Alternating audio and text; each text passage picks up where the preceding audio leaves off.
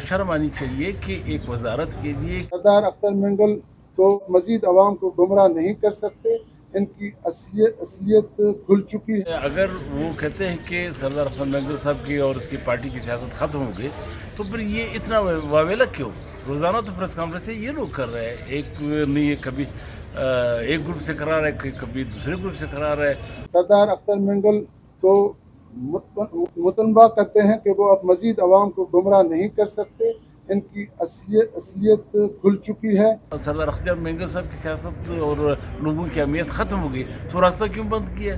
तो लोगों अपने क्वेटा आने क्यों नहीं दिया जा रहा है? और इनका सियासी मुस्तकबिल तारीख का एक इबरतनाक बाब बनने वाला है। रास्ता खोल दे, फिर पता चलेगा कि अब इसकी सियासत ख़त्म हो गई है, लोगों में इसकी पोजीशन क्या है, तो पता चल जाएगा। हम बलूचिस्तान की तरक्की, अमन और खुशहाली की राह पर गामजन देखना चाहते हैं बलूचिस्तान को। कि वाकई ये जो मारंग बलोच है ये खातून नहीं क्या?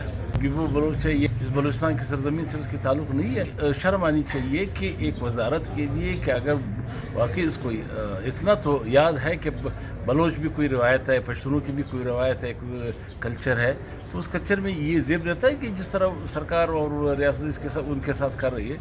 एक दफ़ा नहीं, 2-3 दफ़ा सरदार अख्तर मंगल के पास गए। लेकिन अगर कोई ये समझता है कि हम किसी एहतजाज के नतीजे में अपने नाजायज़ बातों को मनवाएंगे, ये तरीक़ेकार नहीं होता है। ये तो किसी भी दुनिया में मेरे ख्याल में इस तरह नहीं होता है। दूसरों को तो करने दे, दूसरों पे तो वो कीचड़ उछालने और गालियाँ न दे, और ज़रा खामोश तो रह सकते हैं।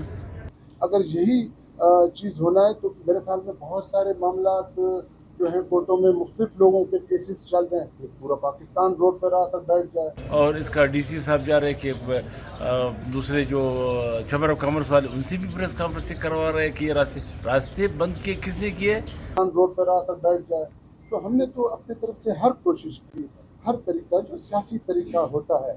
आज भी हम ये कहना चाह रहे हैं, जिस तरह आपने ये सवाल किया, मैं भी ये सवाल करना चाहता हूँ कि आज हम बलूचिस्तान को कहाँ लेकर जाना चाहते हैं। लोगों को ये बताना कि ये रास्ता हमारी पार्टी ने बंद किया है या वो सरकार ने खुद बंद किया है। जो बलूचिस्तान के हालात हैं, हम जितने भी अपने सियासी अकाबरीन हैं, जिनका बड़ा रोल रहा है इस सूबे में, आज वक्त आ चुका है कि आधा तीतर आधा भतेर नहीं होना चाहिए। अब हमने एक लाइन पकड़ना है, हमने बलूचिस्तान को ठीक करना है। बलूचिस्तान मजीद इस तरह नहीं चल सकता है।